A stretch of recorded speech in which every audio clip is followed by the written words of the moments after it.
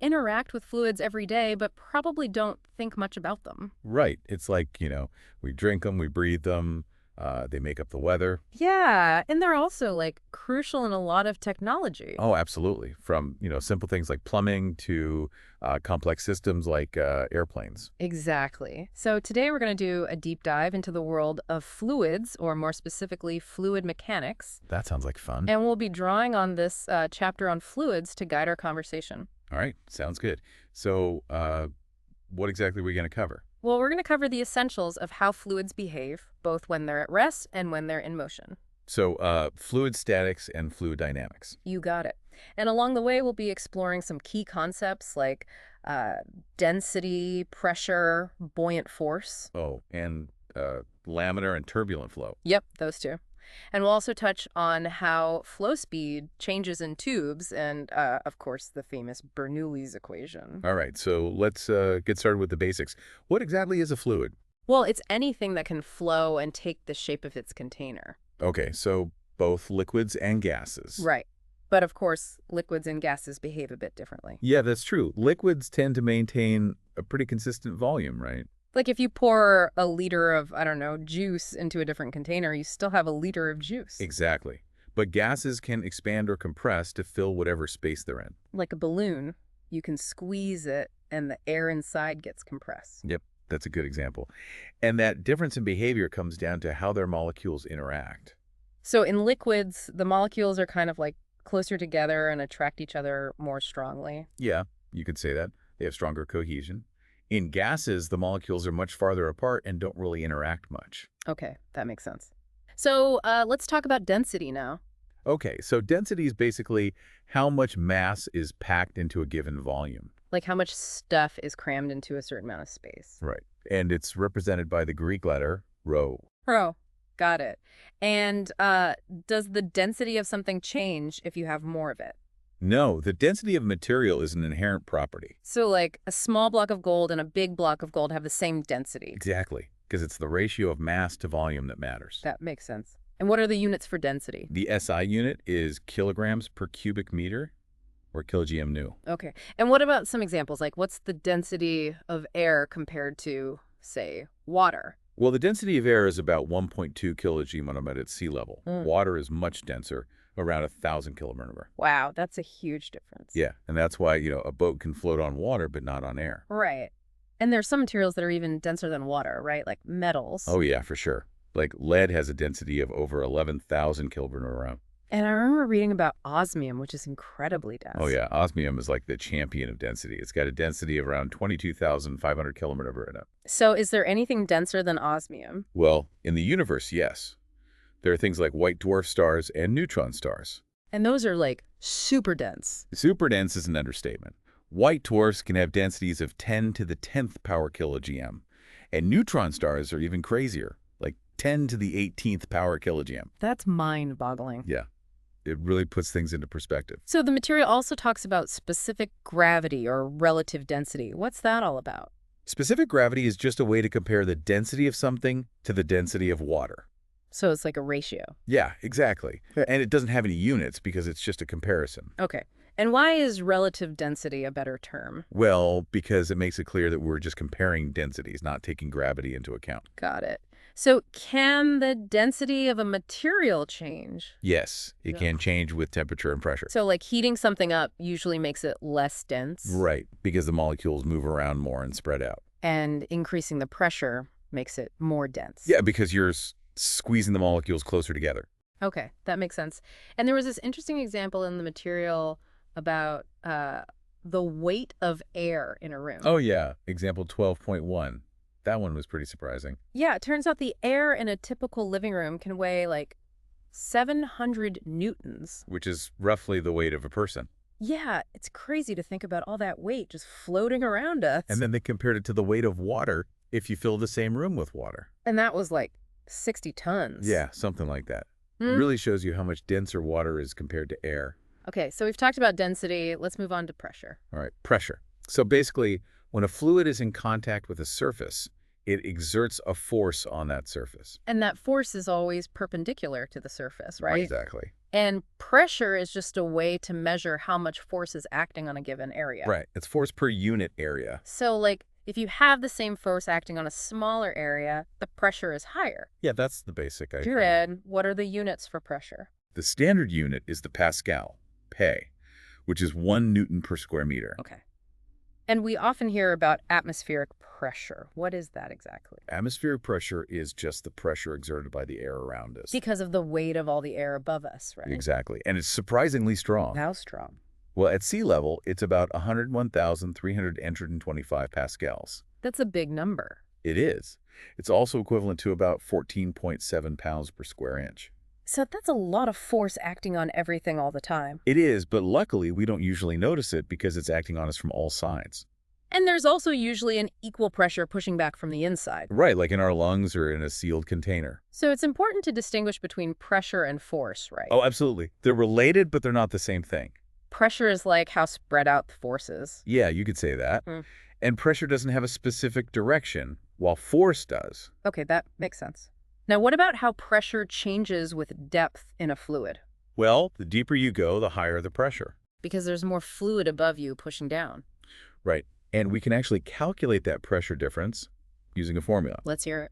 The pressure difference between 2 points in a fluid is equal to the density of the fluid times the acceleration due to gravity times the vertical distance between the points. So the denser the fluid and the deeper you go, the bigger the pressure difference. Exactly. And this explains why you feel more pressure the deeper you dive in a pool, for example. Yep, exactly that.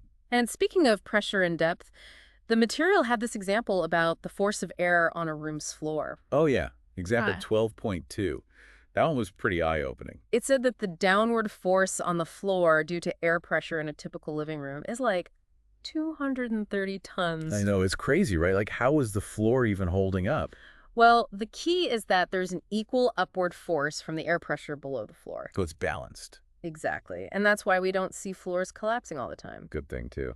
Yeah. Now, is there a way to calculate the pressure at a specific depth in a fluid? Yes, there is. The formula is P equals P plus rec.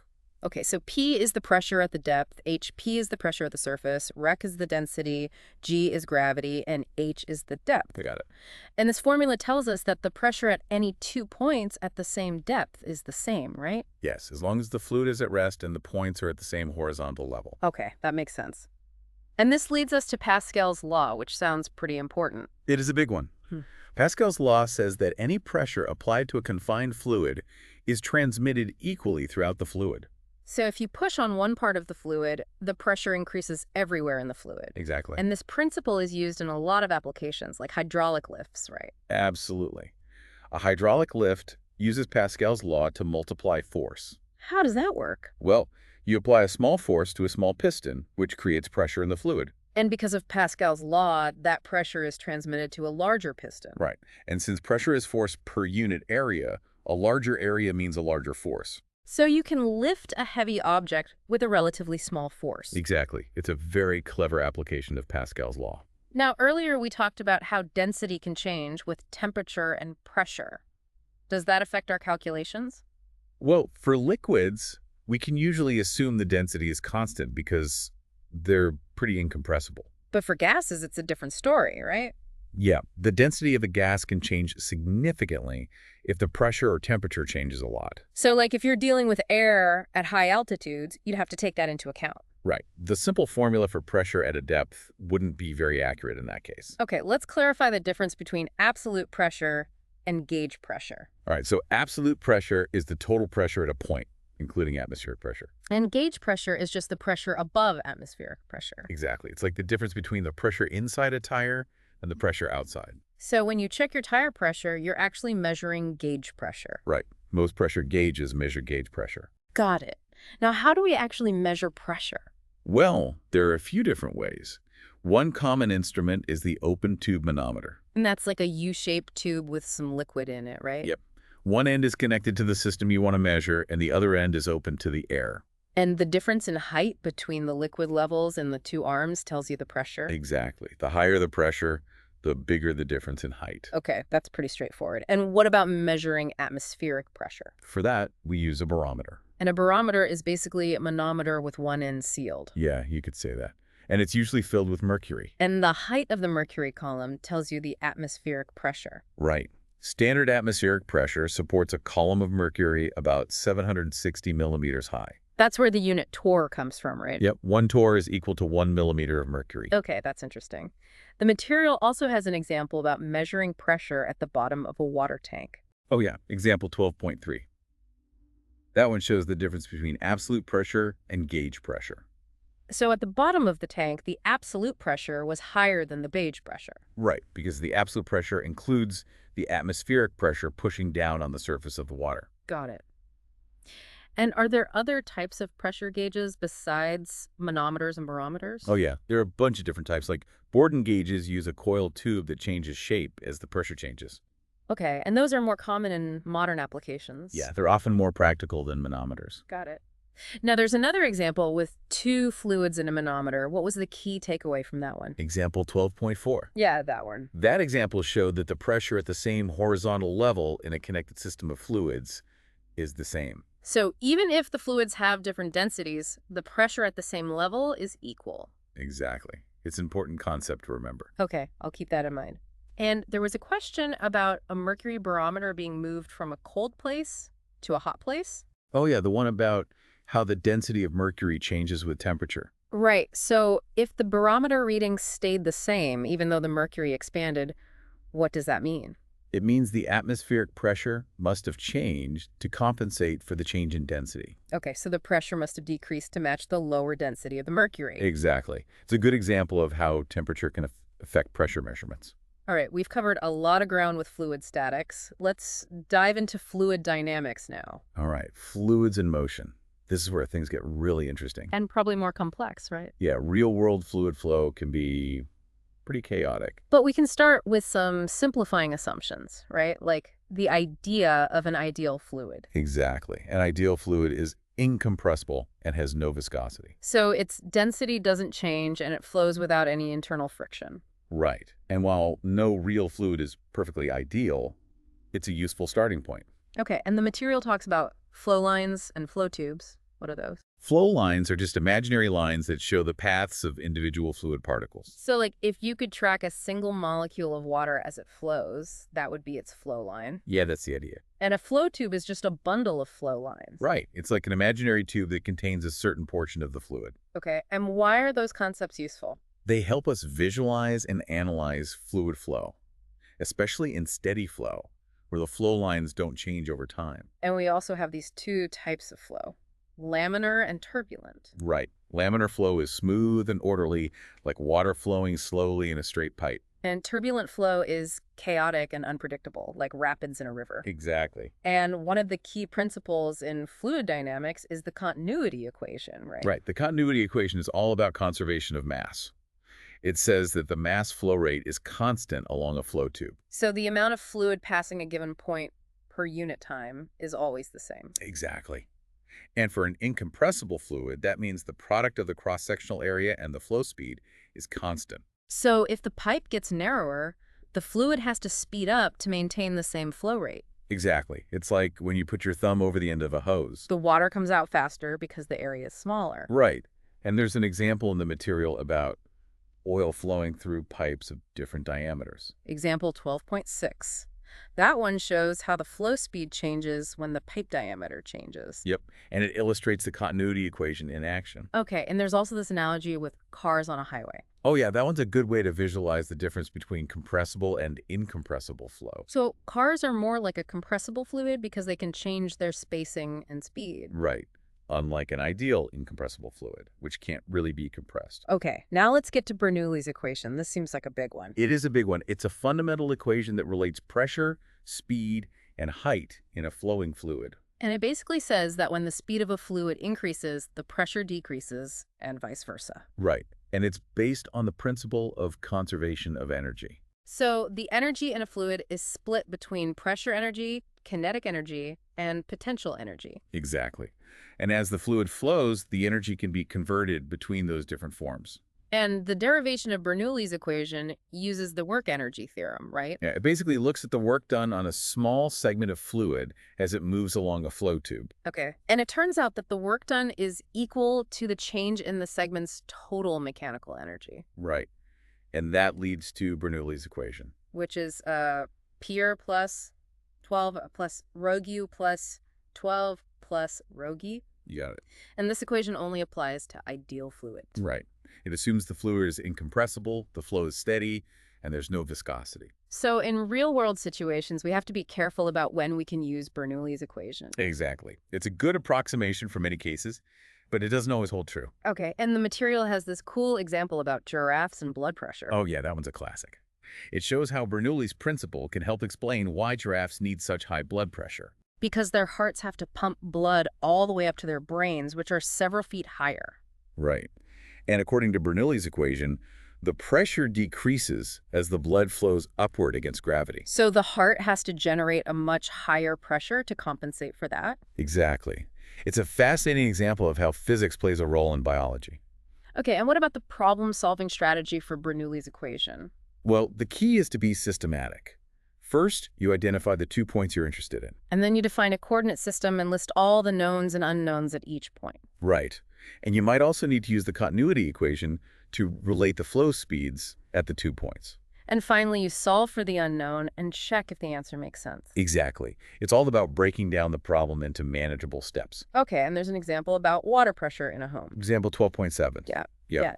That one shows how Bernoulli's equation and the continuity equation can be used to analyze real-world plumbing systems. Like how the pressure changes as water flows from a wider pipe to a narrower pipe and then up to a higher floor. Right. It's a good illustration of how those two equations work together. And what about the example with the speed of fluid flowing out of a tank? Example 12.8, the one about the speed of efflux. Yeah, that one. That example derives Torricelli's theorem, which says that the speed of efflux is the same as the speed of an object falling freely from the same height. So it's like the fluid is falling out of the tank under the influence of gravity. Yeah, you could think of it that way. It's a pretty neat result. And then there's the Venturi meter, which is used to measure flow speed. Right. A Venturi meter is basically a tube with a constriction in the middle. And because the fluid speeds up in the narrower section, the pressure drops. Exactly. And by measuring the pressure difference, you can calculate the flow speed. Okay, that's pretty clever. And how about the example of lift on an airplane wing? Oh, yeah. That one's a classic application of Bernoulli's principle. So the shape of the wing makes the air flow faster over the top surface than the bottom surface. Right. And because of Bernoulli's principle, that faster airflow means lower pressure on top. So you get a pressure difference that creates an upward force, or lift. Exactly. And there's also a way to explain lift in terms of momentum change, but that's a bit more involved. Okay, we'll stick with the Bernoulli's principle explanation for now. And there was a question about which statement best describes Bernoulli's principle. Oh, yeah. The one about pressure differences causing changes in flow speed. Right, so it's not that fast-moving air inherently has lower pressure. It's that a pressure difference makes the air accelerate or decelerate. Okay, so the pressure gradient drives the changes in flow speed. Exactly. It's an important nuance to keep in mind.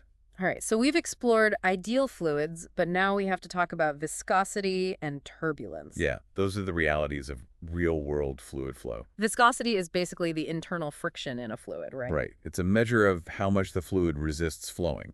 So, like, honey has a higher viscosity than water, Exactly. And viscosity also depends on temperature. usually decreasing for liquids and increasing for gases as the temperature goes up. Right. And viscosity can lead to some interesting effects, like the boundary layer. Yeah, the boundary layer is that thin layer of fluid that sticks to a surface because of viscosity. So the fluid right next to the surface is basically at rest. Right. And the speed increases as you move further away from the surface. Okay, that makes sense. And viscosity also affects how fluids flow in pipes. Oh yeah, big time. The flow speed is highest at the center of the pipe and zero at the walls. Because of the no-slip condition caused by viscosity. Right.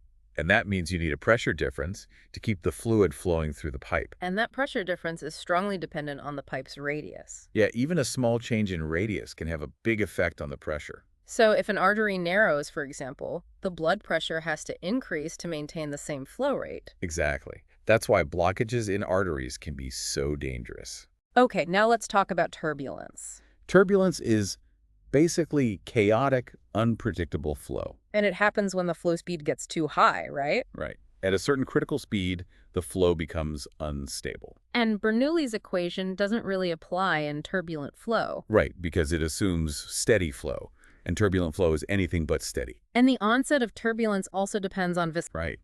And that spinning motion drags some air around with the ball, creating a difference in airspeed on opposite sides of the ball. And that difference in airspeed leads to a pressure difference, which makes the ball curve. Exactly. And the seams on the baseball also help to enhance this effect. It's amazing how something as simple as spin can have such a dramatic effect. Yeah, it's a testament to the power of fluid mechanics. And the last question was about the thumb pressure needed for hypodermic needles. Oh yeah, that one illustrated how the pressure needed to push a fluid through a narrow tube depends on the tube's radius. And it's a fourth power relationship, right? Right. So a small decrease in radius leads to a huge increase in pressure. That's why smaller needles require more force to inject the same amount of fluid. Exactly. So we've really covered a lot of ground in this deep dive into fluid mechanics. Yeah, we've gone from the basics of density and pressure to the complexities of viscosity and turbulence. And we've seen how these principles apply to everything from boats and airplanes to giraffes and baseballs. It's amazing how much of the world can be understood through the lens of fluid mechanics. It really is. And for those who want to go even deeper, there are so many avenues to explore. Absolutely. From the dynamics of oceans and weather to the intricacies of biological systems. The possibilities are endless. So if you found any of this interesting, keep learning and exploring. You never know what amazing things you might discover. And on that note, we'll wrap up this deep dive. Thanks for joining us. Until next time.